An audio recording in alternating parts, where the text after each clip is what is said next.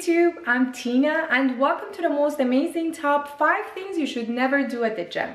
I've been in and out of a ton of different gyms over the past years and I've seen pretty much everything in terms of gym behavior, and these are just some of the ones that stand out and I can't wait to share them with you. So without further ado, let's get started. Number 1. Don't leave equipment sweaty. So this is the one that drives me the most insane. You exercise and you sweat. And no one can blame you for that, and it's 100% natural. But there's no excuse for you to leave equipment drenched in your sweat. Guys, remember, the machines are leather covered and your dripping sweat is going nowhere unless you wipe it off. So don't expect it to magically disappear. And just think about it. How much effort does it take for you to carry a towel and clean up after yourself? Not much, I guess. And it's basic common courtesy. And it's not hard to do, and everybody in the gym is better off as the result. Number 2. Standing right in front of a dumbbell rack when you're performing on your exercise. So when you stand right in front of a dumbbell rack and do your entire set, you either have to force people to have to walk all the way around the benches to get through to the other side, which can be very annoying if they're carrying a heavy pair of dumbbells themselves, or they're not be able to put their dumbbells back on the rack or get the pair of dumbbells they want because you're blocking the rack. Number 3. Grunting and yelling on every single rep. Now, sure, if you're genuinely training hard and you're pushing yourself to the max to get those last couple of reps, obviously I'm not gonna knock you for that, and that's fine. But in no realistic situation is screaming across the gym is necessary. Nobody cares how hard you're working out. And if you're grunting through your whole entire workout as a way to get attention or to look tough, it's actually having the opposite effect in my opinion, and you're pretty much look like a fool. Number 4. Guys who stink.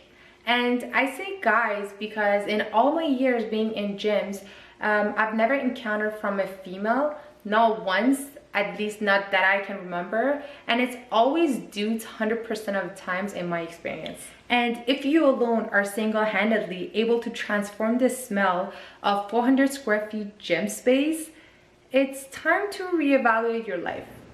And this is a tricky one because the majority of guys who stink, they don't know they stink, because if they knew they stunk, then they probably do something about it. And most likely, at least one of you watching this is the guy at the gym who smells really bad and you just aren't aware of it. Now, I don't know which one of you it is, and I'm sure you're not a bad person, but if you're watching this and if you can hear me, please wash your clothes and try to take a shower every day. If you can't, at least every other day, and try to apply some deodorant before you hit the gym. What you do and how bad you smell in the privacy of your own home, that's completely up to you. But when it comes to the gym, try to maintain acceptable hygiene for the sake of other members around you. Number 5.